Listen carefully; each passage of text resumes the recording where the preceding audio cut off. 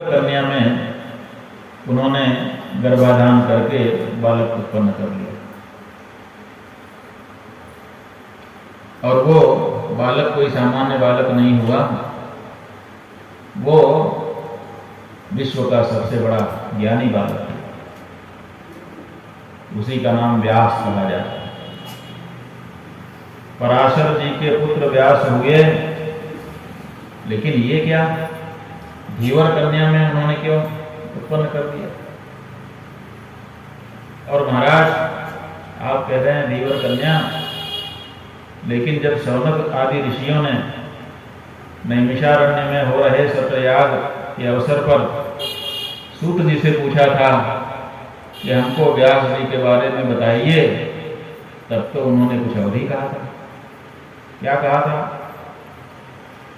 उन्होंने कहा द्वापरे समनुप्राप्ते तृतीय युग पर्यये जातः पराशरादि योगी वासव्याम कलया हरे है। द्वापर युग जब आ गया, जो कि इस युग का तीसरा युग है, 4 युगों में से तीसरे क्रम पर, उस द्वापर युग में जातः पराशरादि योगी, पराशर जी से एक योगी उत्पन्न हुआ। कहा उसकी मां का नाम का वासव्याम कलया हरे है। भगवान श्री विष्णु की कला से वासवी में पराशर जी का वो पुत्र उत्पन्न हुआ। तो अब यहां पर तो सूत जी कह रहे हैं कि वो वासवी थी। वासवी माने वसु की पुत्री। जो वसु की पुत्री है वो वासवी। और कहाँ अभी सुन रहे थे कि धीवर की कन्या। तो इसमें से सच क्या है? वो धीवर कन्या थी कि वसुपुत्री थी? ये प्रश्न उत्पन्न हो। तो बताया कि वो धीवर कन्या भी थी, वसुपुत्री भी थी। दोनों कैसे हो सकता? का दोनों ऐसे हो गया कि वसु की तो वो पुत्री थी और धीवर ने उसको पाला था, तो वो पालक पुत्री थी, पालिता पुत्री। मनुस्मृति में 12 प्रकार के पुत्र या पुत्री बताए गए हैं।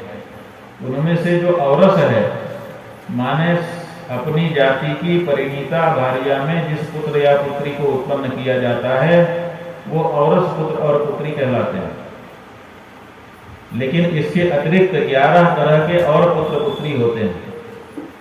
उनमें से एक वो है कि जन्म देते ही जिसके माता पिता उसका परित्याग कर दें और फिर कोई तीसरा ही उसको पाल ले, तो जो पालता है वो पालक पिता कहलाता है। इसी आधार पर वो भी पिता माना जाता है। जैसे कर्ण के साथ हुआ, जैसे कृष्ण के साथ हुआ।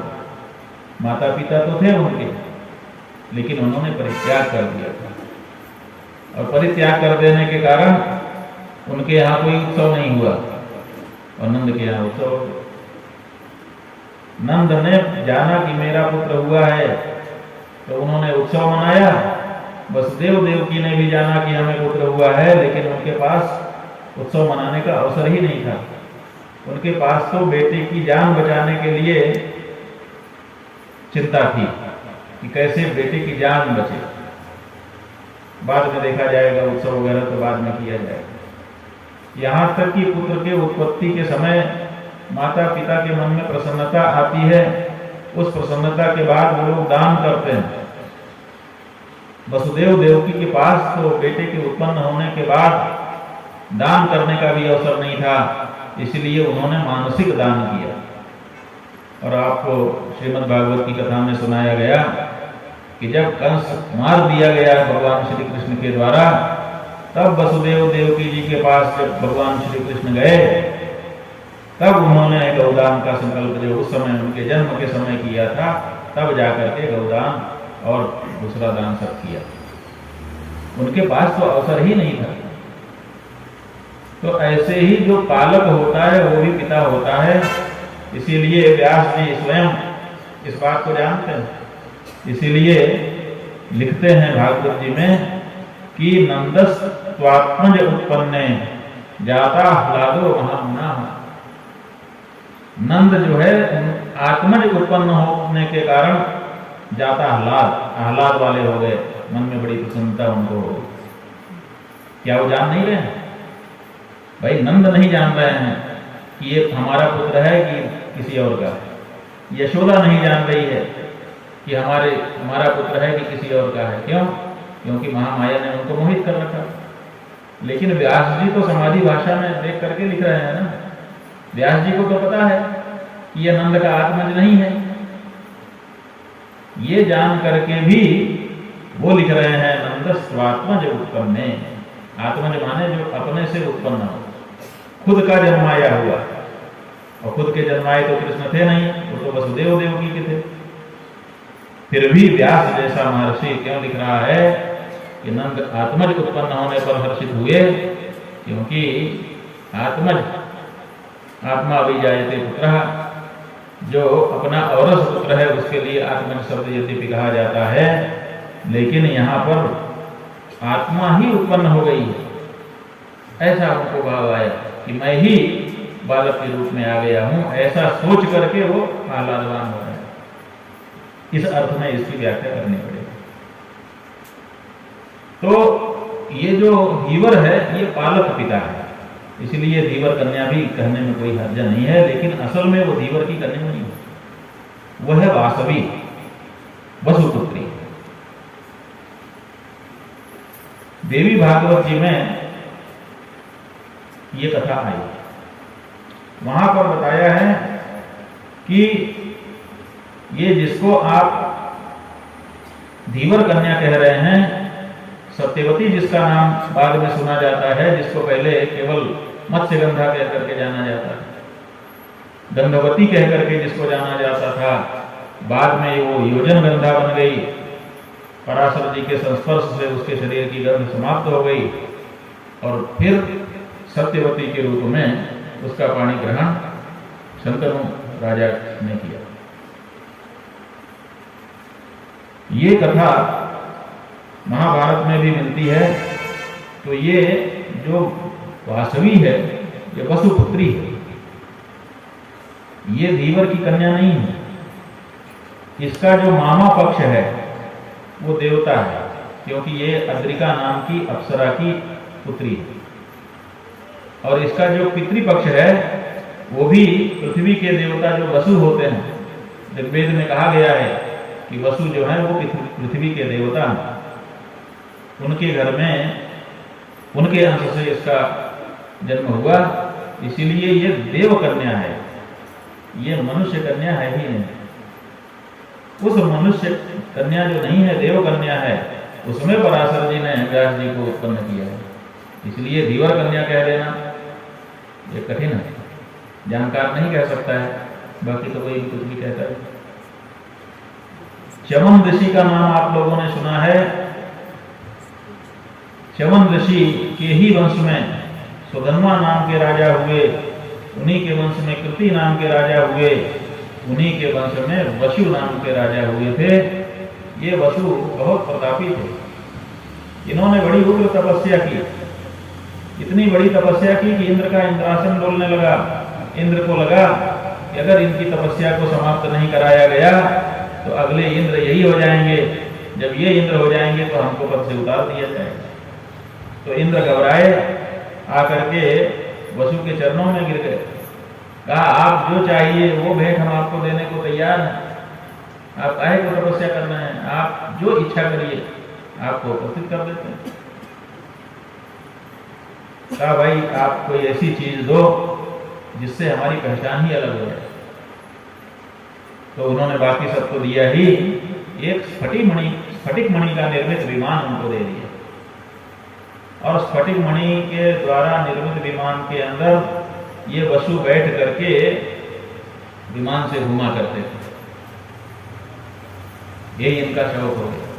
और उस विमान में बैठ करके जो घूमते थे, ऊपर चलते थे, इसीलिए इनका नाम हो गया ऊपरीचर। ऊपरी माने ऊपर और चर माने चलने वाला। जो ऊपर चलता हो उसका नाम ऊपरीचर। तो उपरिचर नाम के जो वसु थे वो बड़े प्रतापी भी थे। एक बार ये अपने विमान में चढ़ करके चले जा रहे थे, इतने में एक शुक्तिमती नाम की नदी थी। वो शुक्तिमती नाम की नदी नैसर्गिक रूप से बह रही थी। नदी जो है वो बहती हुई अच्छी लगती है, प्रवाह उसमें अगर न हो तो नदी कहाँ, उसका नाम, उसका तो स्वरूप ही समाप्त हो जाएगा। तो नदी को बांधना नहीं चाहिए। ऋग्वेद में, यजुर्वेद में और दूसरे वेदों में भी, पुराणों में भी कई आख्यान ऐसे आए हैं जहां पर नदी की धारा को बांधने का निषेध किया गया है कि नदी की धारा को बांधना नहीं चाहिए। बांधने से तरह तरह की समस्याएं होती हैं। इनको नैसर्गिक रूप से बहने देना चाहिए। रजसा शुद्धते नारी नदी वेगे न शुद्धति। ये कहा गया है कि कौन कौन सी चीज किस चीज से शुद्ध होती हैं। तो बताया है कि रजोधर्म हो जाने से नारी शुद्ध हो जाती है, और प्रवाह अगर बना रहे तो नदी अपने आप को शोधित करके शुद्ध हो जाती है।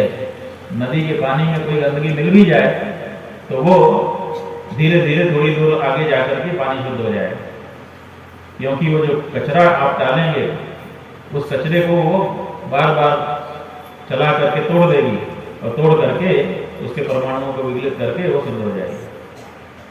गंगा नदी में वैज्ञानिक लोग बताते हैं कि 24 किलोमीटर के अंदर अपने आप को शुद्ध कर लेने की क्षमता है। यहाँ पर कचरा डाल दीजिए, जैसे कहीं नाला मिला हुआ है, तो नाला मिला जहां वहां तो गंगा जी में गंदगी मिल जाएगी, लेकिन 24 किलोमीटर के बाद अगर उसी पानी का परीक्षण पुनः किया जाए तो गंगा परम शुद्ध फिर से दिखाई देती है। इसका मतलब 24 किलोमीटर में अपने आप को शुद्ध कर लेती है। तो नदी जो है वो वेग से शुद्ध होती है, इसलिए नदी को शुद्ध रखने के लिए उसके अंदर वेग को बहने देना चाहिए, उसके वेग को नहीं रोकना चाहिए। ये कहा गया है आयुर्वेद शास्त्र में, न वेगान धारयेत धीमान। जो भी वेग हैं उनको धीमान, बुद्धिमान व्यक्ति को धारण नहीं करना चाहिए, रोकना नहीं चाहिए। अपने शरीर में भी वेग है, मल का वेग आता है, मूत्र का वेग आता है, खांसी आती है, छींक आती है। ये सब जब आए तो इनको रोकना नहीं चाहिए, रोकने से और ज्यादा समस्या उत्पन्न हो जाती है। वेग को नहीं रोकना चाहिए। तो वो जो नदी थी शुक्तिमती, उसको ये कोलाहल नाम का पर्वत था, वो रोकने जा रहा था।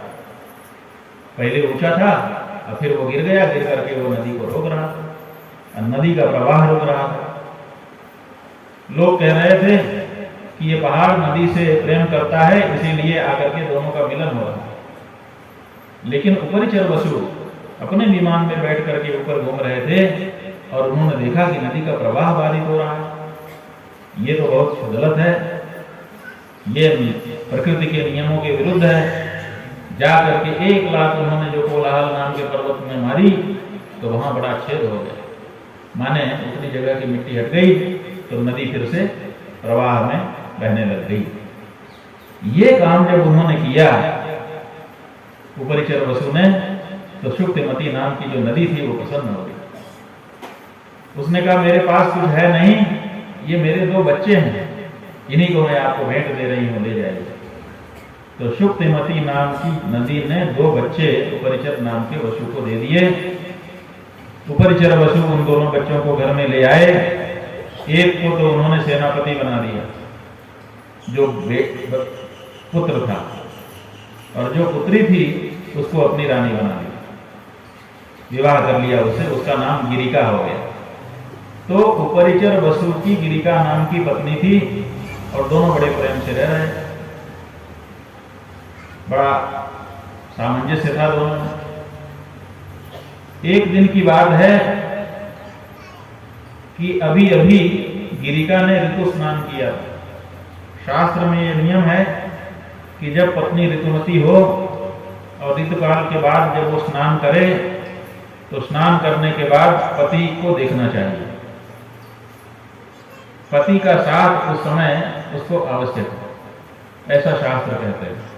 और जो पति उस समय उसके सामने उपस्थित नहीं होता है उसको दोष भी लगता है, यह भी शास्त्र में बताया गया है। इसीलिए ऋतु स्नाता जो पत्नी है उसके सामने पति को जाना ही चाहिए, शास्त्र नियम भी है। और इन दोनों के मध्य में प्रेम भी था। तो ऋतु स्नान करने के बाद गिरिका ने आमंत्रण किया तो उपरिचर वसु उनके पास जाने के लिए तैयार हुए कि अब हम पत्नी के पास जाते हैं, समागम होगा हमारा। जब वो जा रहे थे, अब उनके मन में इसी तरह की भावना हो गई कि हम अपनी प्रिय पत्नी से मिलेंगे। उनके मन का वातावरण ऐसा हो गया, प्रेम का हो गया और चल पड़े वो। उसी समय पितरों का आदेश आ गया। पितरों का आदेश आ गया कि जंगल में चले जाओ, वहां पर हिंसक पशु लोगों को परेशान कर रहे हैं, उनसे उनकी रक्षा करो। तो उपरिचर वसु ने सोचा कि अब हम क्या करें, जंगल में चले जाएं कि जहां के लिए निकले हैं वहां जाएं। मन इधर खींच रहा है और बुद्धि इधर खींच रही है कि भाई पितरों की आज्ञा है।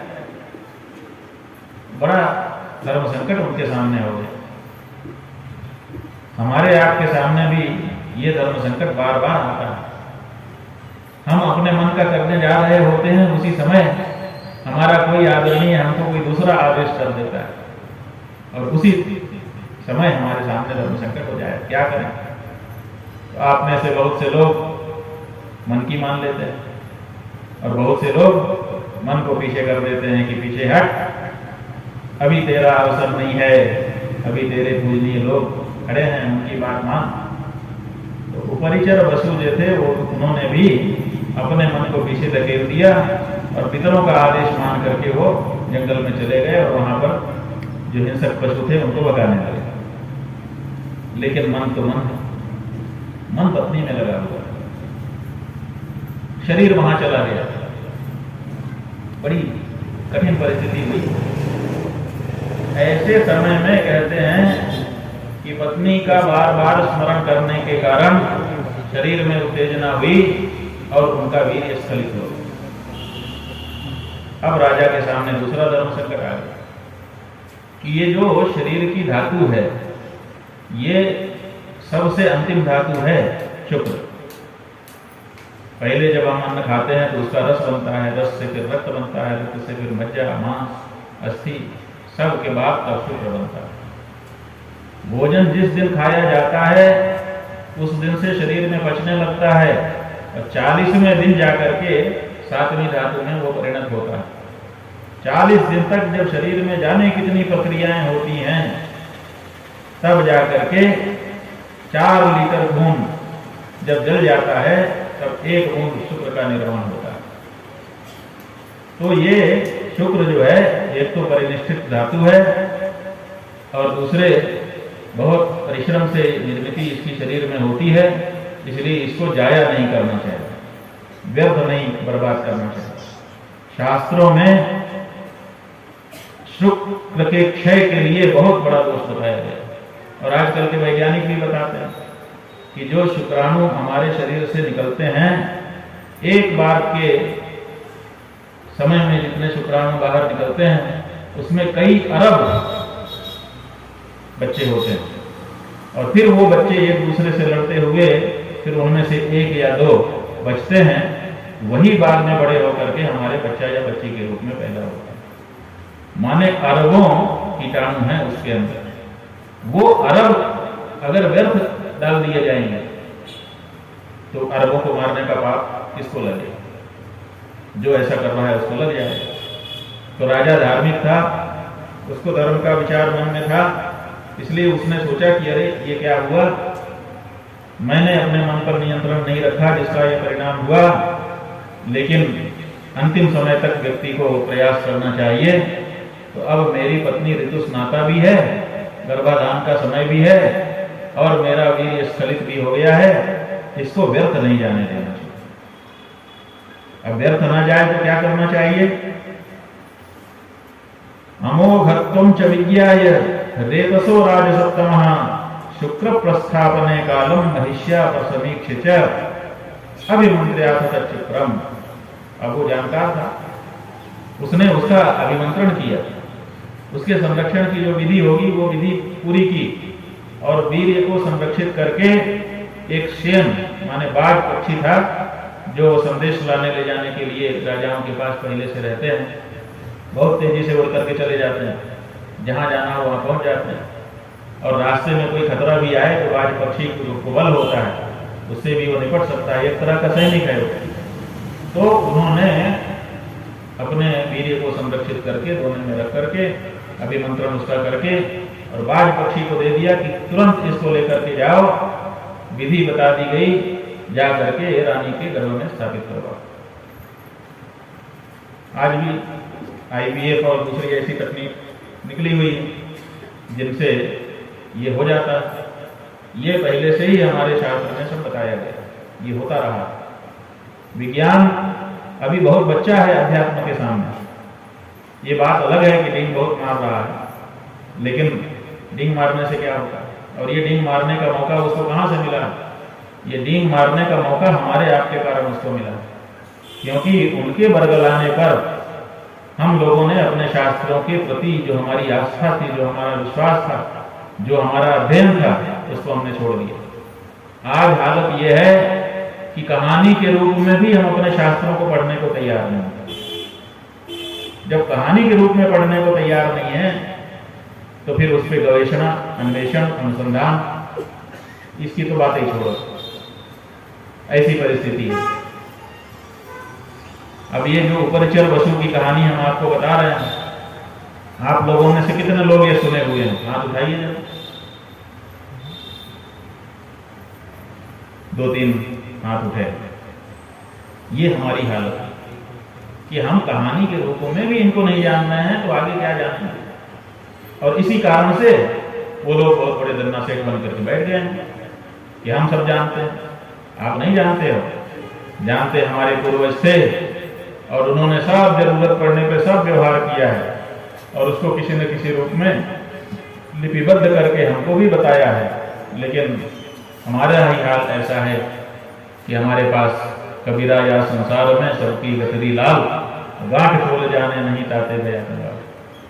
हमारे पास लाल तो है, लेकिन हम जिस गठरी में रखा है उसकी गांठ खोलना नहीं जानते, और इसीलिए कंगाल होकर के वही गठरी लाते हैं, लाल वाली, माने माणिक के जिसमें भरा है, उसी गठरी को लाद करके द्वार द्वार पे हाथ फैला के भीख मांग रहे हैं कि भैया थोड़ा धान दे दो, थोड़ा चावल दे दो, थोड़ा गेहूं दे दो। ये हालत हमारी है।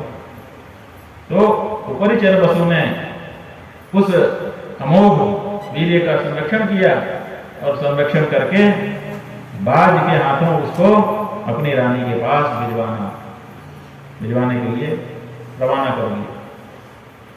फिर क्या हुआ? रास्ते में जब वो दोना लटका करके चोंच में चला जा रहा था तो एक दूसरे बाज ने उसको देख लिया और उसने सोचा कि ये मांस का लोथड़ा लेकर के जा रहा है तो मैं इससे लड़ करके छीन लूं, छीनने से मुझे मिल जाएगा तो मेरा पेट भर जाएगा। तो दोनों की लड़ाई हो गई और वो जो लड़ाई हुई वो यमुना जी के धारा के ऊपर हुई। परिणाम ये हुआ कि जैसे लड़ाई शुरू हुई, 2-4 पैंतरे हुए, तो जो बाज उस दोने को लेकर के जा रहा था उसकी चोंच से वो दोना छटक गया और छटक करके यमुना जी के जल में गिरा। दोनों बाज अब निराश हो गए कि पानी में गिर गया। वही बात हो गई कि केशवं पतितं दृष्ट्वा पांडवा हर्ष विस्मताः रोदन्ति कौरवा सर्वे हा हा केशव केशव। पानी में शव को गिरा हुआ देख करके पांडव तो हर्षित हो गए और कौरव दुखी हो गए, हा हा केशव केशव कहने लगे। तो केशव अगर पानी में गिर जाए तो पांडव खुशी होंगे और कौरव दुखी होंगे कि उल्टा होगा? कौरव सुखी होंगे, पांडव दुखी होंगे।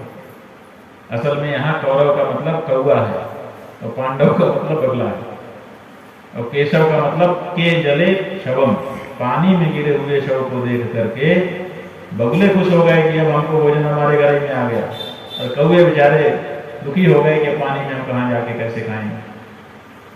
तो दोनों बाज निराश हो गए और दोनों अपनी अपनी दिशा में चले गए।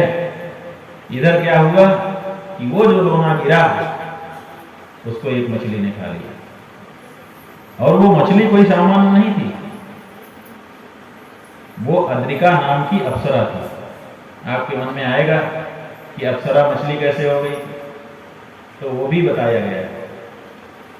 तत्राद्रिकेति विख्याता ब्रह्म शापाद्वराप्सरा मीन भावनम प्राप्ता बभूव यमुनाचरी।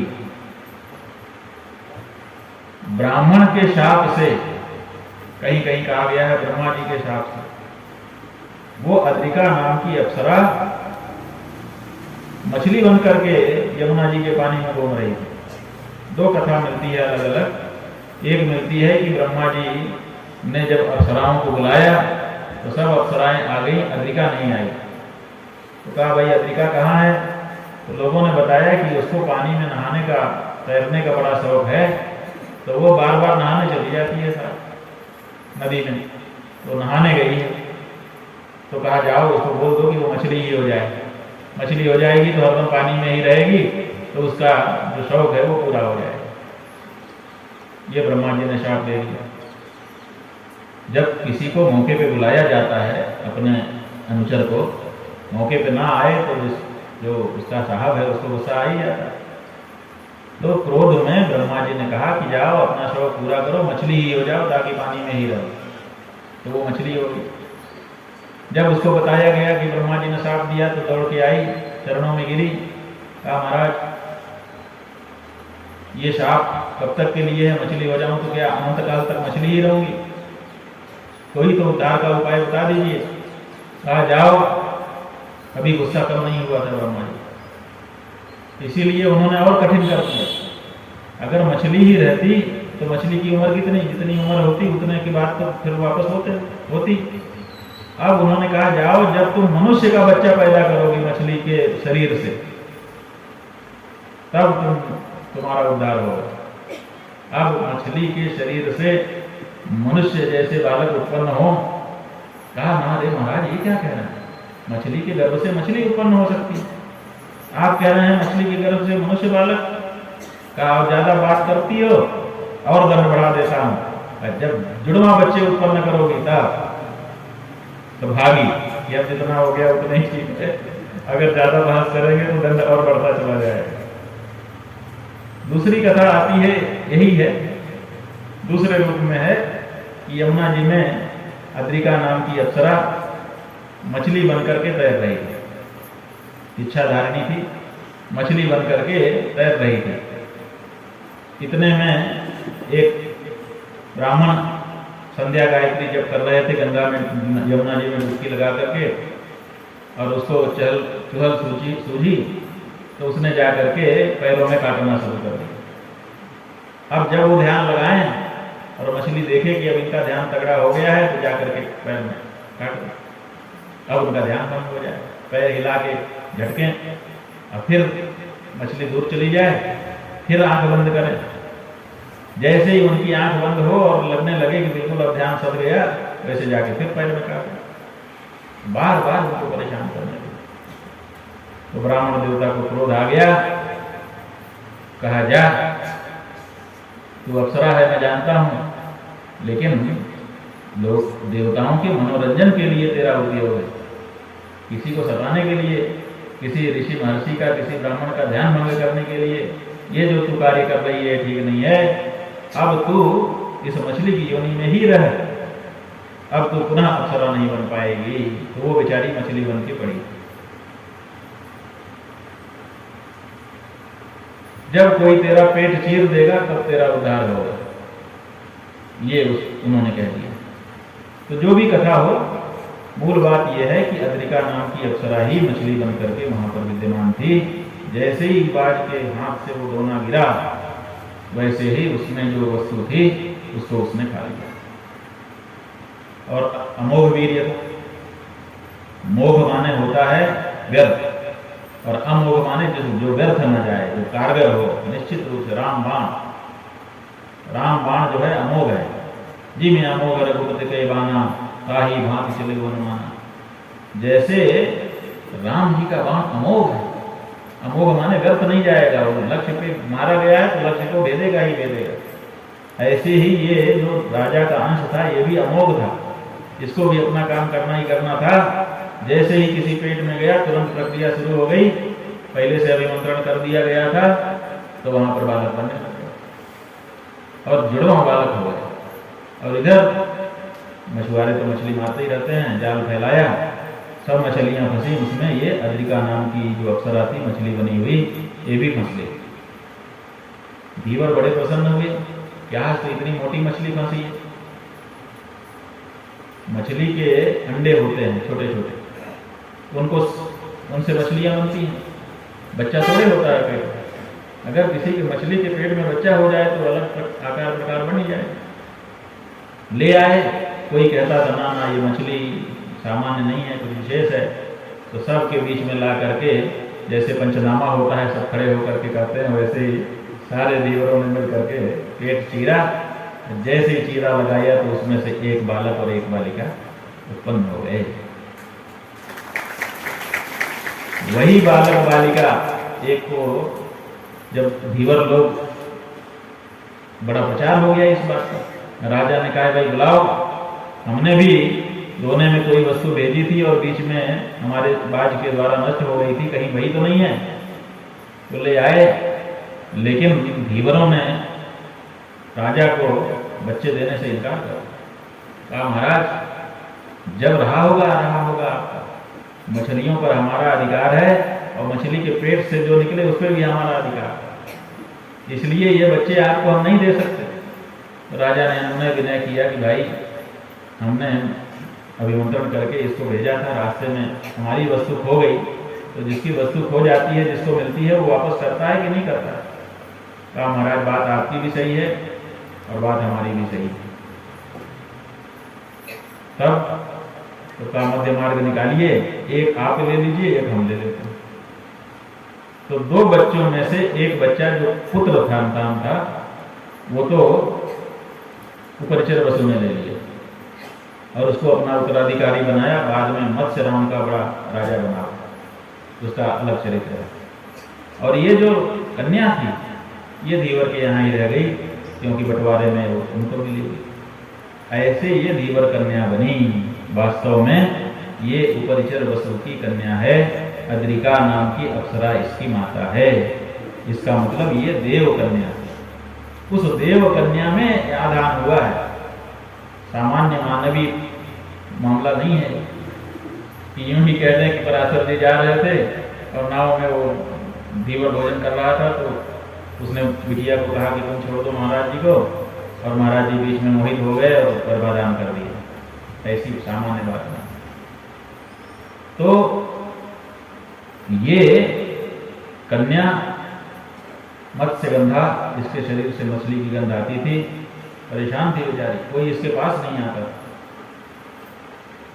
रूप में सुंदरी थी लेकिन दुर्गंध इतनी थी, एक बार आंखों को हम पीछे कर सकते हैं, ऐसे करें तो धुंधली हो जाती है, ऐसे करें तो बंद हो जाती है, लेकिन नाक का क्या करें। नाक को ना तो उसमें फोकस करने का कोई सिस्टम है कि धुंधली हो जाए, कम गंध खींचे, और ना बंद करने का कोई सिस्टम है कि बंद हो जाए।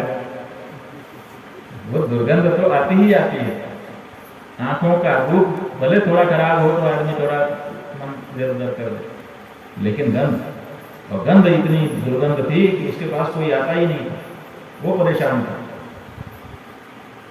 पराशर जी के संस्पर्श से उसकी दुर्गंध सुगंध में बदल गई और वो योजन गंधा नाम हो गया। 1 योजन तक उसकी सुगंध जाने लगी। 1 योजन दूर से लोग आकर्षित होते थे कि गंध कहां से आ गई। ये है किसी में ताकत, अगर ऐसी कोई शक्ति किसी में हो तो वो इस तरह का कार्य करे। और इतना ही नहीं, उसने कहा कि पहली शर्त हमारी ये है कि हमारा कौमार्य भंग नहीं होना चाहिए, तो वो माना गया। दूसरी शर्त थी कि मेरे शरीर की दुर्गंध दूर कर दीजिए हमारा, वो दूर हो गया। और तीसरी उसने कहा कि लोक लज्जा हमको आ रही, हमको संकोच हो रहा है, तो पराशर जी ने कोहरे का सर्जन कर दिया और उसमें वो प्रक्रिया की। इस तरह की प्रक्रियाएं सबके सामने तो नहीं की जा सकती, तो वो प्रक्रिया की और परिणाम क्या हुआ? परिणाम ये हुआ कि उसने कहा था कि हमारे पिता को पता न चले। पराशर जी ने स्वीकार किया तो जब वो लौट करके पराशर जी को उस तरफ छोड़ करके वापस आई, तब तक में तो व्यास जी उत्पन्न हो चुके थे। माने गर्भधारण हुआ, फिर 9 महीने के बाद उत्पत्ति हुई, ऐसा नहीं है। और उत्पन्न ही नहीं हुए, उत्पन्न होते ही पराशर जी ने, व्यास जी ने माता को प्रणाम किया। माँ, आप हमारी माता हैं, अभी आप हमको अपने पास नहीं रखना चाहती हैं, क्योंकि आपको भय है कि कुमारी अवस्था में आपको बालक कैसे हो गया, इसलिए हमको वापस नहीं ले चलना चाहती। ठीक है, हमारे ये पिता ये भी विरक्त हैं, ये भी हमको लेकर नहीं जाना चाहते हैं, कोई बात नहीं है, हम जा रहे हैं, तपस्या करेंगे। और माँ, जात मात्रस्तु तेजस्वी, उत्पन्न होते ही इतने बड़े थे और इतने तेजस्वी थे कि अपनी बात कह रहा है। उन्होंने कहा कि मातर यदा भवेत कार्यम स्मर्तव्योहम तदा, जब आपको कोई आवश्यकता हमारी लगे तो आप केवल मेरा स्मरण करना, मैं जहां रहूंगा वहीं से जान जाऊंगा कि माँ मेरा स्मरण कर रही है, और मैं आपके पास आ जाऊंगा और आपके आदेश का पालन करूंगा। पुत्रों का काम है, पुत्रियों का काम है कि वो माता पिता के दिए गए आदेश का पालन करें। आज्ञा सर्वन सचाई सेवा, आज्ञा से बढ़कर के दूसरी कोई सेवा नहीं होती है, इसलिए आज्ञा। तो आज्ञाकारी पुत्र, आज्ञाकारिणी पुत्री हो, ये प्रत्येक माता पिता चाहते हैं, आप भी चाहती होंगी। अभी आपको नहीं आवश्यकता है, हम समझ सकते हैं, लेकिन भविष्य में जब कभी आपको जरूरत हो आप बुलाइए। भगवान शंकराचार्य जी ने भी तो यही किया।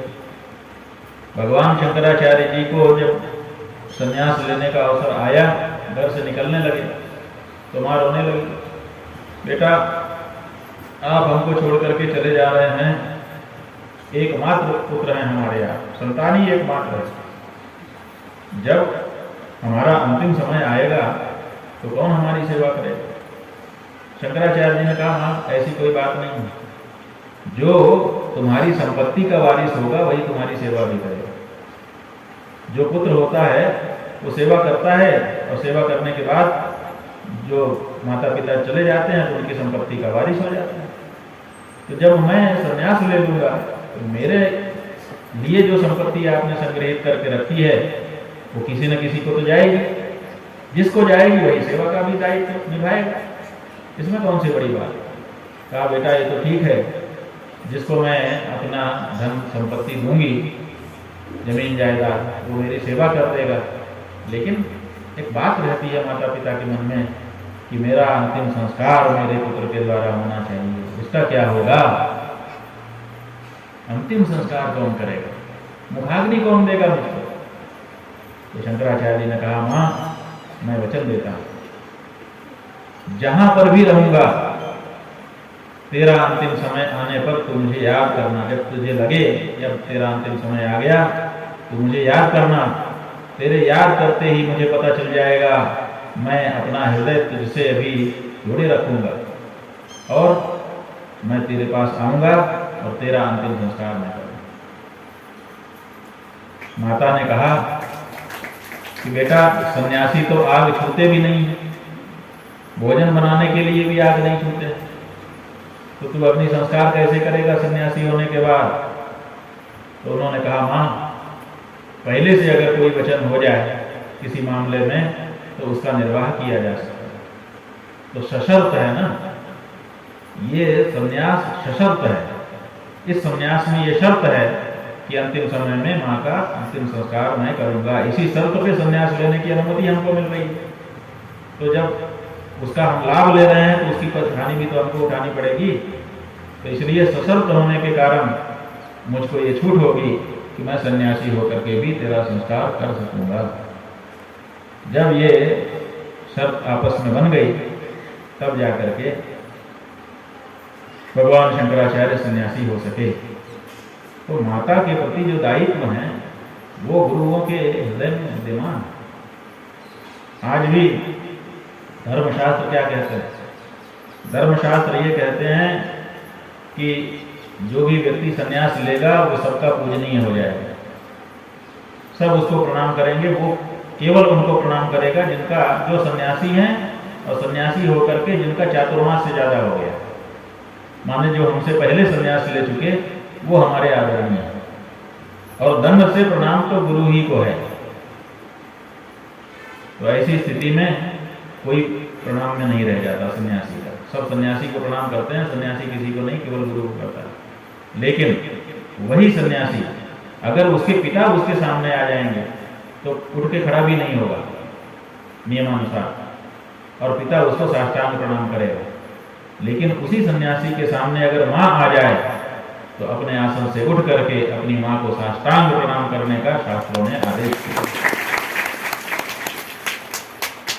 सन्यासी जिसको, जो किसी को प्रणाम नहीं करता, यहाँ तक कि पिता भी सामने आ जाए तो आसन से खड़ा नहीं होगा, प्रणाम करना तो दूर की बात है। उसी सन्यासी के सामने अगर माँ आ जाए तो वो साष्टांग प्रणाम करेगा। ये शास्त्र विधान कदम दंड के साथ ये शास्त्रों ने विधान बना करके हम लोगों को बता दिया कि हमारे यहाँ माता कितनी पूजनीय है। माता से बढ़ करके दूसरा कोई पूजनीय ही नहीं। ये भारत की संस्कृति है जी। हमारे यहाँ भोग की वस्तु नहीं है हमारी बहन, हमारी माँ। हम किसी स्त्री को जब देखते हैं तो उसमें माँ देखते हैं, उसमें बहन देखते हैं, और अगर भाव और अच्छा हो जाए तो उसमें देवी माँ को देखते हैं। ये हमारे सामने देवी आई। काली है तो लगता है कि काली आ गई, गोरी है तो लगता है गौरी आ गई, लाल साड़ी पहन के आते तो लगता है महालक्ष्मी आ गई, सफेद साड़ी पहन के आए तो लगता है सरस्वती आ गई। ये दृष्टि है। ये दृष्टि कहाँ से आई? ये दृष्टि भारतीय संस्कृति ने हमको प्रदान किया है, क्योंकि हमारे पूर्वजों ने ऐसी ही आंख अपनी रखी है और इन्हीं आंखों से संसार को देखा है। तो व्यास जी ने कहा, मातर यदा भवेत कार्यम, हे मां जब तुझे आदेश हो तब मुझे बुला। क्या ऐसा अवसर आया कि मां ने व्यास जी का स्मरण किया हो? भगवान शंकराचार्य जी के जीवन में तो आ गया। जब माता का अंतिम समय आया तो उन्होंने स्मरण किया। उस समय शंकराचार्य जी दिग्विजय करते हुए कश्मीर प्रदेश में थे। कश्मीर माने उत्तर का छोर, और उनका घर था केरल दक्षिण में। कितनी दूरी रही, लेकिन कश्मीर में सर्वज्ञ पीठ पर विराजमान हुए ही थे शंकराचार्य जी। वैसे ही उनको स्फुरणा हुई कि माता मुझे स्मरण कर रही। तो गोविंद पादाचार्य जी के द्वारा दी गई 8 सिद्धियों का प्रयोग करते हुए आकाश मार्ग से तत्काल कश्मीर से भगवान शंकराचार्य केरल पहुंच गए और मां के सामने खड़े हो गए। मां को निर्गुण ब्रह्म का उपदेश किया। मां ने कहा मुझे ये सब समझ में नहीं आता है, तो भगवान श्री कृष्ण की छवि उनको दिखाई। माता उसको देख करके बड़ी संतुष्ट हुई। अपने पुत्र को उन्होंने सामने देखा, वो साक्षात शिव ही था। अब उनके लिए कुछ प्राप्तव्य था नहीं, तो बड़े आराम से उन्होंने अपनी आंखें बंद कर दी। कहते हैं बाद में भगवान शंकराचार्य उनका अग्नि संस्कार करना चाहते थे, लेकिन वहाँ के ब्राह्मण आ गए जो धर्मशास्त्रों के ज्ञाता। वो कहने लगे कि नहीं, सन्यासी जो दंडी सन्यासी है वो अग्नि का स्पर्श कर ही नहीं सकता। भगवान शंकराचार्य कह रहे थे कि भाई मेरी शर्त हो गई थी, माँ से ये बात हो गई थी, लेकिन उन्होंने कहा ना, हम ये नहीं मानते, शास्त्र की जो आज्ञा है वो आपको करना चाहिए। तो भगवान शंकराचार्य जी से बड़ा विवाद हुआ। पंडित लोग नहीं माने, उन्होंने बहिष्कार कर दिया। कहा कि अगर तुम संस्कार करोगे तो हम तुम्हारी माँ के अंतिम संस्कार में सम्मिलित नहीं होंगे। माने समाज का दबाव आ गया भगवान शंकराचार्य के ऊपर। ऐसे समय में भगवान शंकराचार्य क्या करते? माँ को किसी और के हवाले कर सकते थे, लेकिन भगवान शंकराचार्य जी ने कहा कि समाज एक तरफ और मेरी माँ के द्वारा सामने दिया गया मेरा वचन, इसलिए मैं वचन का पालन करूंगा, और माँ को वचन जो दिया था कि तेरा संस्कार मैं करूंगा तो मैं ही करूंगा। निश्चय जब उन्होंने सुना दिया तो सारे जात भाई बिरादरी के लोग सब चले गए कि भाई अब हम शामिल नहीं होंगे, तुमको जो करना हो सकता है। तो शंकराचार्य जी अकेले हो गए। आप समझिए, इतने बड़े महापुरुष माँ के लिए आज अकेला खड़ा है, जिसके पीछे झुंड के झुंड लोग चल रहे थे। जो दिग्विजयी हो गया था वो अपनी माँ के लिए आज अकेला अपने आंगन में खड़ा था, लेकिन उसने हिम्मत नहीं हारी। उसने मकान को ही तोड़ना शुरू कर दिया। मकान में लकड़ी लगी रहती है, धरन लगी है, खंभे लगे हैं, छाजन लगी है, तो उन्हें सबको तोड़ा और तोड़ करके वहीं पर सब इकट्ठा किया और घर के आंगन में ही माता का संस्कार संपन्न किया अकेले। और उनके मन में भी दुख हुआ। उस दुख को उन्होंने व्यक्त किया। माता का संस्कार हो जाने के बाद उन्होंने कहा कि जाओ, आज के बाद हमारी जात के जो लोग हैं उनको अपने आंगन में ही संस्कार करना पड़ेगा। तो और कोई सन्यासी इनके यहाँ भिक्षा नहीं स्वीकार करेगा। ये 2 शाप उन्होंने दे दिए।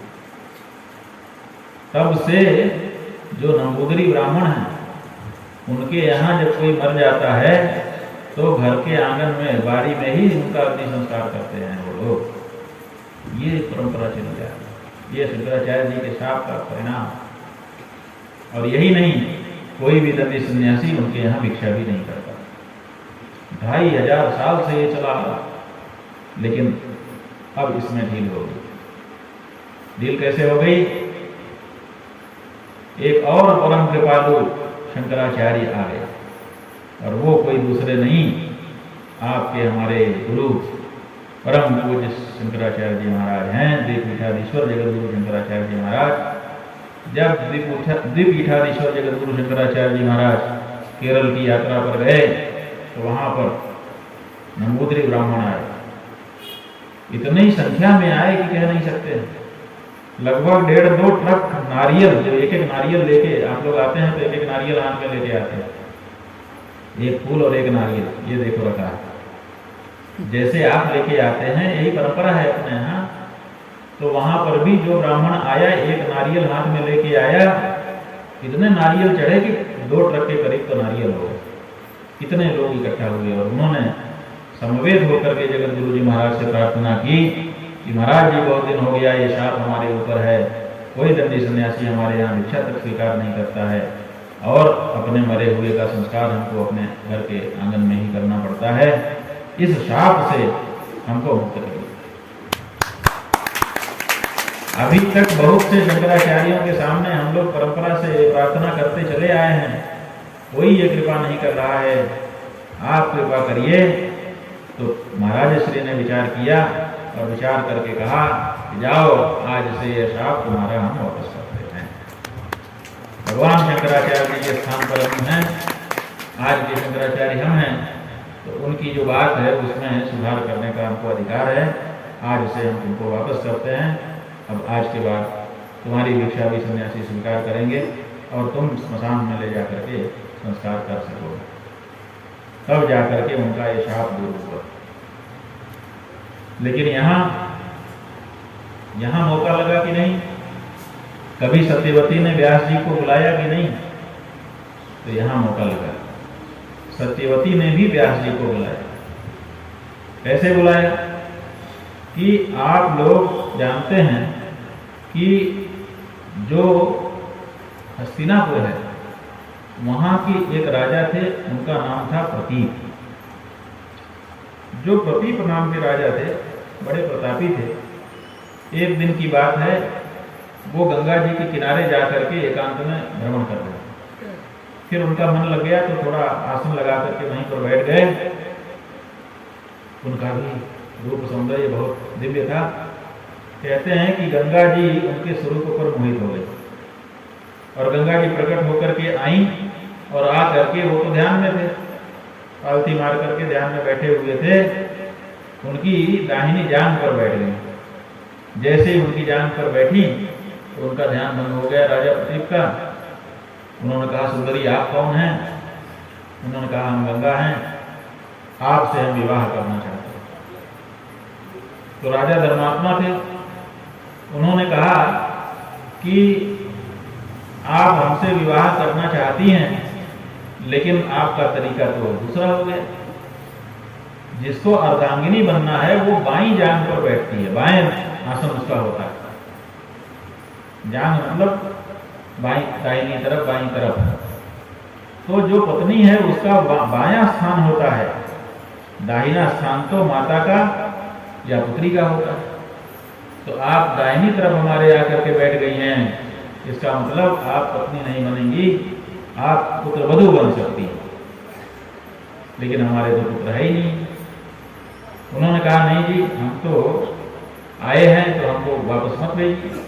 तो राजा ने उनको वचन दिया कि ठीक है, हमारा जो पुत्र होगा उसका पाणी ग्रहण आपके साथ होगा। अब राजा प्रतीप तपस्या करने के लिए गए, पर्याप्त तप किया उन्होंने, और उस तप के फलस्वरूप उनको एक पुत्र संतति की प्राप्ति हुई। बड़ा शांत रहता था, इसलिए उसका नाम शांतनु रख दिया। शांतनु जब बड़े हुए तब उन्होंने गंगा जी का फिर से आह्वान किया, गंगा जी अब मेरा बेटा विवाह के योग्य हो गया है, आप पधारे तो हम आपका विवाह शंतनु के साथ करा दें। तो गंगा जी प्रकट हुई और शंतनु के साथ उनका विवाह हो गया। लेकिन ये विवाह भी शर्त के साथ हुआ, बिना शर्त नहीं हुआ। शर्त क्या थी? शर्त ये थी, गंगा ने कहा कि हम जो चाहेंगे वो करेंगे, और ना तो आप हमको रोकेंगे और ना तो हमको टोकेंगे। हमको रोक टोक पसंद नहीं, हम अपने मर्जी के मालिक रहेंगे। जिस समय हमको जो मन आएगा वो हम करेंगे। जिस दिन आपने हमको रोका, और रोका नहीं, कम से कम टोक ही दिया कि ये क्या कर रही हो, उसी दिन हम आपके यहाँ से चले जाएंगे। शर्त हो गई, भाई ठीक है, नहीं बोलेंगे, आप अपने मन का करना। तो विवाह हो गया। अब विवाह होने के बाद संतति होती ही है। पहली संतति हुई, जैसे ही बच्चा उत्पन्न हुआ, कोई रोक टोक तो थी नहीं, गंगा जी ने उसको हाथ में उठाया और ले जाकर के गंगा जी ने उसे रोक दिया। अब राजा तो आश्चर्यचकित हो गए, ये क्या, ये कैसी मां? लेकिन शर्त भी कर चुके थे कि रोकूंगा, टोकूंगा, पूछताछ करूंगा तो ये तो चली जाएगी, ना चली जाए इसलिए शांत रहे। शांतनु नाम सार्थक किया। अब उसके बाद दूसरा हुआ, अब दूसरे में भी यही कहानी, तीसरा हुआ, चौथा हुआ। अब जो जो बच्चा उत्पन्न होता था, गंगा जी ले जाकर के उसको विसर्जित कर देते। बड़ी मुश्किल हुई। इतने में 8वें पुत्र का अवसर आ गया। जब 8वां पुत्र उनको उत्पन्न हुआ तो राजा ने मन में सोचा कि बहुत हो गया, अब की बार अगर ये ऐसा करेगी तो अब की बार मैं रोक दूंगा, क्योंकि पुत्र संतान भी होनी जरूरी है, वंश परंपरा आगे कैसे चलेगी। कई चिंताएं राजा के सामने थी। तो जब 8वां पुत्र उत्पन्न हुआ तो उसको भी लेकर के गंगा जी में प्रवाहित करने के लिए गंगा जी चली। पीछे पीछे राजा शंतनु गए, और जब उन्होंने देखा कि गोद से उतार के गंगा में डालने जा रही है, तो ऐसे ही बोल पड़े, गंगा ये मत करो। पीछे देख, मुड़ करके देखा, अच्छा आप हमारे पीछे आ रहे हैं, आपको शर्त तो याद है ना? हाँ हमको याद है, लेकिन अब बहुत हो गई, अब हम कर नहीं सकते, इस बच्चे को आप गंगा में प्रवाहित मत करिए। ठीक है, नहीं प्रवाहित करते, लीजिए आपका बच्चा है, लेकिन शर्त हमारी हो गई थी कि जैसे ही आप हमको रोकेंगे या टोकेंगे हम चले जाएंगे। तो हम चले, और वो वाला नहीं कि मैं के चली जाऊंगी केवल कहने के लिए, सचमुच में गंगा जी चली गई। तो अब बच्चा तो उनको मिल गया, शंतनु राजा को, उसका नाम देवव्रत रखा। बड़ा ही होनहार बच्चा था, लेकिन राजा अकेला पड़ गया। अब अकेलापन उसको काट रहा था, कोई जीवन का साथी नहीं, अकेले कैसे रहें? तो धीरे धीरे दूल्हा होने लगा, खाने पीने से रुचि हो गई, भोजन की थाली लेके जाते थे, उनके सेवक तो कह देते थे नहीं नहीं अभी मन नहीं, ना खाना खा रहे ना पीना पी रहे, पहनना ओढ़ना भी कम हो गया, बाहर जाना घूमना भी कम हो गया, राजकाज में भी मन कम लगने लगा। इधर बच्चा वो थोड़ा बड़ा हो रहा, किशोर अवस्था में आ गया देवव्रत। तो उसने देखा कि हमारे पिताजी सब भी रुचि नहीं ले रहे हैं, राजकाज में रुचि नहीं ले रहे हैं, शरीर भी दुर्बल उनका होता चला जा रहा है, मामला क्या है? तो कई लोगों से पूछा ताशा कि आखिर बात क्या है?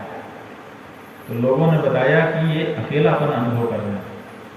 तुम्हारी जो माता थी, जब तक वो थी तब तक बहुत प्रसन्न रहते थे, उनके जाने के बाद से ही इनकी ये हालत हुई है, इसका मतलब इनको जीवन साथी की आवश्यकता। तो उन्होंने देवव्रत में पिताजी को घुमाना शुरू किया कि कहीं इनका मन लगे। और इधर क्या हुआ कि ये जो सत्यवती नाम की कन्या थी वासवी, पराशर जी ने तो व्यास जी को उत्पन्न करके अपना रास्ता पकड़ लिया, फिर कभी लौट करके आए नहीं, क्योंकि उनको तो केवल पुत्र उत्पन्न करने से तात्पर्य था। ये विवाह योग्य थी, अब इससे विवाह करने के लिए बहुत से लोग आ रहे, लेकिन इसका सौंदर्य और इसके शरीर की सुगंध ये सब ऐसी थी कि सामान्य व्यक्ति इससे विवाह करने के लिए सोच ही नहीं सकता, क्योंकि जो बहुमूल्य वस्तुएं होती हैं, विशिष्ट वस्तुएं होती हैं, वो विशिष्ट लोगों के पास जाती हैं। तो सब लोग ये कहने लगे कि ये तो राजा के योग्य है, ये सामान्य के लिए योग्य नहीं। तो राजा के पास भी खबर गई, तो राजा आए, उन्होंने कहा भाई हमारा भी जीवन एकाकी हो गया है, अगर ये कन्या हमें दे दी जाए तो हम इसके साथ विवाह करें, तो ये इसका विवाह भी हो जाएगा और हमारा एकाकीपन भी दूर हो जाएगा। लेकिन वो जो धीवर था उसने मना कर दिया, उसने कहा नहीं महाराज, हम आपके साथ इसका विवाह नहीं कर सकते। भाई क्यों नहीं कर सकते? कहा इसलिए नहीं कर सकते कि कन्या कहीं पर अगर विवाही जाए तो कन्या के पिता को ये देखना पड़ता है कि इसकी ससुराल में जाके स्थिति परिस्थिति क्या रहेगी, क्या ये केवल भोग की साधन मात्र बन करके रह जाएगी कि वहां पर इसका कुछ अस्तित्व भी बनेगा। तो महाराज ये रानी बनेगी कि नहीं बनेगी, क्योंकि आप धीवर कन्या कह करके हो सकता है इसको रानी ही ना घोषित करें। कहा नहीं हम इसको रानी घोषित करेंगे। कहा अच्छा ठीक है, रानी घोषित करेंगे, लेकिन इसका जो बेटा होगा वो आपके बाद राजा बनेगा कि पहले से जो आपके एक घर में बेटा है वो राजा बनेगा? तो राजा ने कहा भाई हम तो उसको घोषित कर चुके हैं, बड़ा भी वही है, बड़ा बेटा ही राजा होता है और वो सब विधि योग्य है, देवव्रत में कोई कमी नहीं है, राजा बनेगा तो वही बनेगा। तो देवर ने कहा कि तब ठीक है, इसका मतलब है कि हमारी कन्या जाएगी, रानी बनकर रहेगी और थोड़े दिन में आपका शरीर छूट जाएगा, दुर्बल हो चुका है, उसके बाद आपका बेटा राजा बनेगा और इसकी उपेक्षा हो जाएगी। तो ये बुढ़ापे में फिर बेचारी बड़ा दुख सहेगी, इसलिए इसका संभावित दुख देख करके आपके साथ इसका विवाह करने में हमको हिचक है, इसलिए ये विवाह नहीं हो सकता। राजा भी क्या कह सकते थे, बात तो सही कह रहा था। तो लौट आए, लौट के आए तो फिर और खाना पीना उनका छूट गया, एक संभावना बनी थी वो भी समाप्त हुई। देवव्रत ने पता लगाया कि पिताजी जब से लौट के आए हैं बिल्कुल खा पी नहीं रहे हैं, क्या बात है। तो पहुंच गए, जा करके कन्या के पिता धीवर से बात किया, उसने सब बात बताई। तो उन्होंने कहा कि आप बेहिचक विवाह करिए हमारे पिताश्री से अपनी बेटी का, हम ना तो राजा बनेंगे। कहा भाई आप नहीं राजा बनोगे, आपका बेटा जब होगा तब वो कहेगा कि असल में तो राज्य हमारा था, जैसे बाद में हुआ ना, धृतराष्ट्र बड़े पुत्र थे, अंधे होने के कारण उनको राजा ना बना करके पांडु को राजा बना दिया गया, और बाद में पांडु जब मर गए तो धृतराष्ट्र के बेटे दुर्योधन ने यही बात उठाई कि राज्य तो मेरे पिता का था, मेरे पिता में कमी दिखा करके ये राज्य हड़प लिया गया है, इसलिए राज्य पर मेरा अधिकार। हालांकि एक जो अधिकार होते हैं एक बार अगर वो खत्म हो जाए तो सदा सदा के लिए खत्म हो जाते हैं, लेकिन दुर्योधन ने यही तर्क उठाया कि बड़े बेटे का राज्य होता है, हमारे पिता बड़े थे, उन्हीं को राज्य मिलना चाहिए था। उनके साथ षड्यंत्र हुआ, उनको अंधा बना करके बता करके राज्य से बेदखल किया गया और पांडु को राजा बना दिया गया। तो राज्य तो हमारा था, जब हमारे पिता का था तो हमारा है, इसलिए इसमें पांडवों का क्या काम है, उनको राज्य नहीं मिल सकता। यही तर्क लेकर के दुर्योधन महाभारत के युद्ध तक गया कि राज्य हमारा है, हमारा ही अधिकार। तो भैया आप नहीं राज्य स्वीकार करोगे, आप सत्य प्रतिज्ञ हो, हम जानते हैं, लेकिन आपका बेटा अगर किसी बात को उठा करके लड़ जाएगा आगे चल के, तो हमारी बेटी सत्यवती के पुत्र राजा होंगे, तब तक आपका बेटा उनसे लड़ाई करेगा, तो हमारी बेटी का क्या होगा, उसके बेटों का क्या होगा, इसलिए हम ये विवाह नहीं कर सकते। जब ये बात कही तो देवव्रत ने प्रतिज्ञा की कि मैं इसी समय गंगा जी का जल उठा करके प्रतिज्ञा करता हूं कि मैं विवाह ही नहीं करूंगा, आजीवन ब्रह्मचारी रहूंगा। क्यों? क्योंकि विवाह नहीं करूंगा तो बेटा ही नहीं होगा, बेटा नहीं होगा तो आपके सत्यवती के पुत्रों से लड़ेगा नहीं। कहा भाई ऐसी प्रतिज्ञा तो कभी किसी ने की नहीं, बहुत बड़ी प्रतिज्ञा है, लेकिन हमको आपकी बात पर भरोसा है, अगर आप ये प्रतिज्ञा करते हैं तो हम अपनी कन्या का विवाह आपके पिता से कर सकते हैं, और फिर शंतनु और सत्यवती का विवाह हो। विवाह हो जाने के बाद उनके दो बेटे उत्पन्न हुए, एक का नाम चित्रांगद और दूसरे का नाम विचित्रवीर्य हुआ। चित्रांगद बड़े थे, शंतनु राजा का शरीर जब पूरा हो गया, उसके बाद माता सत्यवती ने अपने बड़े बेटे चित्रांगद को राजा बनाया। लेकिन वो एक दिन शिकार खेलने के लिए जंगल में गया, वहां पर गंधर्वों से उसका युद्ध हो गया और वो वहीं जंगल में ही मार दिया गया। उसका शरीर छूट जाने के बाद सत्यवती ने अपने छोटे बेटे को राजा बनाया, विचित्रवीर्य को। और इधर क्या हुआ कि विचित्रवीर्य विवाह के लायक हुआ तो योग्य कन्या खोजी जाने लगी। तभी पता चला कि काशीराज अपनी 3 कन्याओं का स्वयंवर एक साथ कर रहे हैं।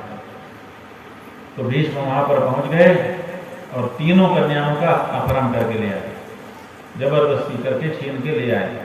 वहां पर बहुत सारे राजा महाराजा स्वयंवर में आए हुए थे, काशीराज स्वयं राजा थे, सब ने मिलकर के भीष्म से लड़ाई की, लेकिन कोई जीत नहीं पाया।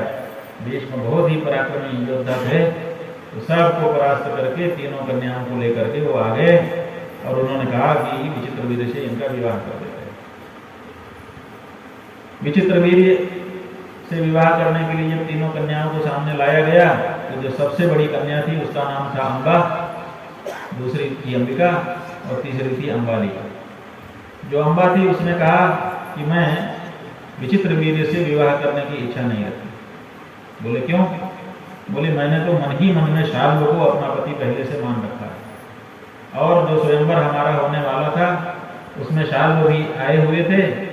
अगर आप बीच में ना आए हुए होते तो स्वयंवर में हम शाल्व का वर्ण कर लेते, तो शाल्व हमारे पति हो जाते।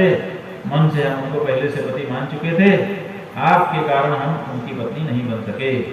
अब किसी और को हम पति मानने के लिए तैयार थे, इसलिए हम तो ये विवाह नहीं करें। जो अंबिका और अंबालिका थी उन्होंने नियति को अपना लिया कि अब यहीं आ गए हैं, अब कहाँ जाएंगे, तो उन्होंने विवाह कर लिया विचित्रवीर्य से। वो जो अंबा थी, भीष्म ने रथ तैयार किया, रथ तैयार करके सैनिकों के साथ उसको साल्व के यहाँ भेजा कि ठीक है, अगर तुमने मन में साल्व को ही अपना पति मान लिया है तो तुम साल्व के यहाँ चली जाओ। तो वो बेचारी शाल्व के यहाँ गई, लेकिन शाल्व ने कहा कि मैं ऐसी कन्या से विवाह नहीं करूंगा जिसका अपहरण हो चुका। भीष्म तुमको लेके गए, पता नहीं तुम्हारे साथ उन्होंने क्या किया, तुम पवित्र हो या पवित्र हो चुकी हो मुझे क्या पता है। इसलिए स्वयंवर में हम तुमको स्वीकार कर सकते थे, लेकिन अब हम तुमको स्वीकार करने के लिए तैयार नहीं है। ऐसा कह करके उन्होंने ठुकरा दिया। तो वो फिर वापस आई, भीष्म के पास आई, कहा कि देखिए आपके कारण अपने होने वाले पति से हम वंचित हो गए, अब आप हमारे साथ विवाह करें। भीष्म ने कहा कि ये नहीं हो सकता, हमने वचन दे दिया कि हम विवाह नहीं करें। तो माता सत्यवती आ गई, उसने कहा बेटा वो अलग समय था जब तुमने वचन दिया था, उस समय हमारे पिता को शंका थी, लेकिन अब मेरे मन में कोई शंका नहीं है, तुम विवाह करो। लेकिन भीष्म ने स्वीकार कर दिया। उन्होंने कहा माँ मेरी प्रतिज्ञा मैं कभी नहीं छोड़ सकता, किसी भी परिस्थिति में अब मैं विवाह नहीं करूंगा, मेरा ब्रह्मचर्य व्रत अखंड है। भीष्म नाम इसीलिए तो मिला उनको, असली नाम तो देवव्रत। तो उनकी प्रतिज्ञा अटल थी,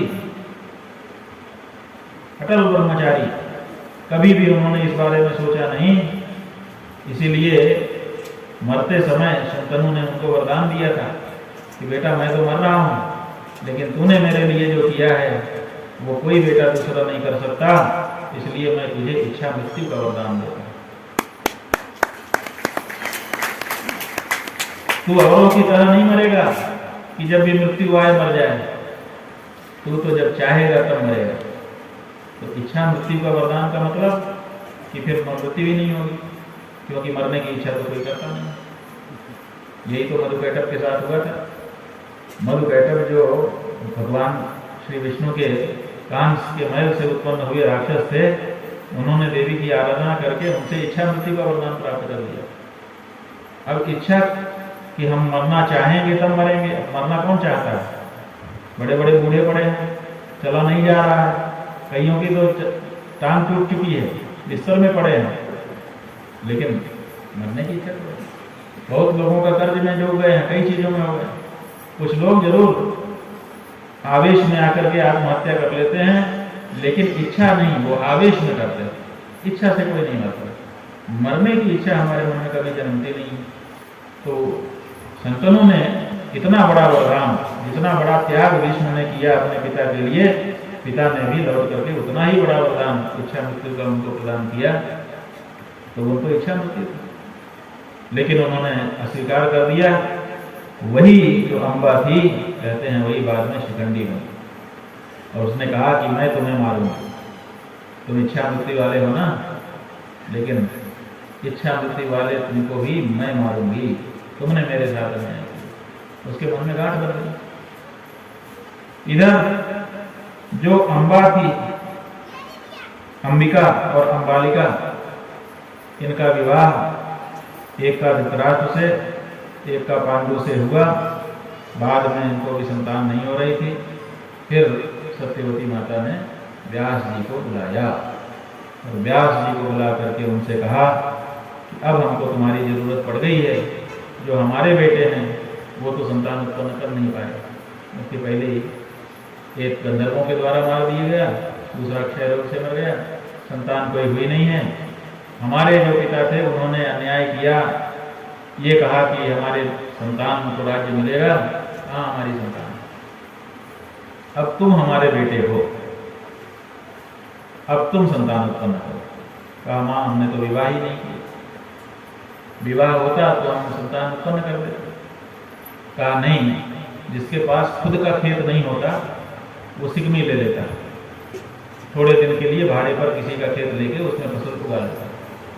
तो इसलिए तुम्हारे पास अगर क्षेत्र नहीं है तो ये जो विचित्रगिरी की पत्नियां हैं, इन पत्नियों से तुम संतान उत्पन्न करो। तो व्यास जी ने नियोग पद्धति का सहारा लेकर के इनसे संतान उत्पन्न की। वही हमने अभी बताया आपको कि जो अंबिका है उससे धृतराष्ट्र उत्पन्न हुई व्यास जी के द्वारा गर्भाधान करने पर। बात क्या है कि व्यास जी बहुत स्वरूप नहीं है। सत्यवती के शरीर से जो दुर्गंध और उसकी कुरूपता निकाली गई थी वो वही तो व्यास जी बने। तो व्यास जी का जो स्वरूप है वो भी बहुत अच्छा नहीं है और उनके शरीर की गंध भी अच्छी नहीं है। तो लिखा है महाभारत में कि शरीर में घी लगा के तो सुगंध करके तो गए थे, लेकिन फिर भी दुर्गंध प्रभावित कर दी। और उनका स्वरूप भी तपस्वी का वेश था। राजा की रानी थी वो अंबिका अंबालिका, वो बेचारी इनके स्वरूप को देख करके ही डर गई। तो जो अंबिका थी उसने तो आंखें बंद कर ली। तो व्यास जी ने आकर के माता सत्यवती से कहा कि बच्चा तो पराक्रमी होगा लेकिन आंखें उसकी नहीं होंगी। कहा तो फिर ऐसा नहीं, दूसरी वाली जो है उसमें करो। तो दूसरी वाली के पास गए तो वो बेचारी भय से पीली पड़ गई। तो लौट करके उन्होंने बताया कि संतान तो होगी, पराक्रमी होगी, सदाचारी होगी, लेकिन पांडु रोग से ग्रस्त होगी। तो माता सत्यवती चिंतित हुई कि ये दोनों तो फिर राज्य के योग्य नहीं होंगे। राज्य के योग्य कोई हो जो राजनीति का विशेषज्ञ हो, नीति शास्त्र को जानता हो, ऐसा पुत्र हमको चाहिए। तो बोले कि जो पहली वाली रानी है दोबारा उसमें गर्भाधान करो। तो दोबारा उसमें गर्भाधान करने के लिए गए अंबिका में। तो अंबिका ने सोचा कि फिर से अब वही कष्ट झेलना पड़ेगा। वो तैयार नहीं थी मन से, तो उसने अपनी जगह अपनी दासी को खड़ा कर दिया। व्यास जी तो कुछ जानते नहीं थे, उन्होंने जो सामने आया उसी में गर्भाधान कर दिया। वो दासी ने बड़ी सेवा उनकी की। तो व्यास जी लौट करके माता सत्यवती के सामने आए। उन्होंने कहा सब सही है। उन्होंने कहा सब सही है, बहुत सुंदर नीतिमान पुत्र होगा। बहुत खुश हो गई सत्यवती माता, लेकिन थोड़ी देर में ही उनकी खुशी आधी हो गई, क्योंकि पता चला कि अंबिका तो गई ही नहीं, उसने तो अपनी दासी को आगे बढ़ दिया। व्यास जी को बताया गया, व्यास जी ने कहा कोई बात नहीं, वो दासी पुत्र ही होगा, लेकिन वो नीति का बहुत बड़ा विद्वान होगा, वही विदुर हुए। तो अंबिका से धृतराष्ट्र, अंबालिका से पांडु और दासी से विदुर उत्पन्न हुए, और उन्हीं से फिर आगे का पूरा कथानक चला।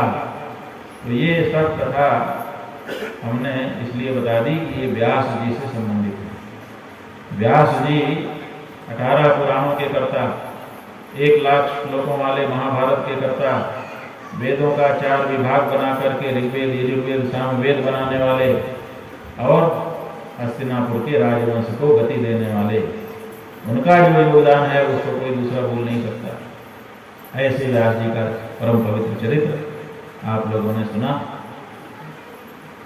कोई विद्वान आता तो बीच में हम बंद करते, लेकिन कोई आया नहीं, इसीलिए 7 दिन की भागवत हुई है। तो सब लोग बड़े मनोयोग से भागवत जी सुन रहे थे। तो एक दिन की सब लोगों ने छुट्टी की होगी, ऐसा हम मानते हैं। तो आज इसी बात को मान करके हम लोग यहीं पर विराम लेते हैं। गीता माता की आरती होगी, आप लोग सब अपने अपने स्थान से खड़े होकर के आरती में भाग लीजिएगा। हर हर महादेव। आरती का गान।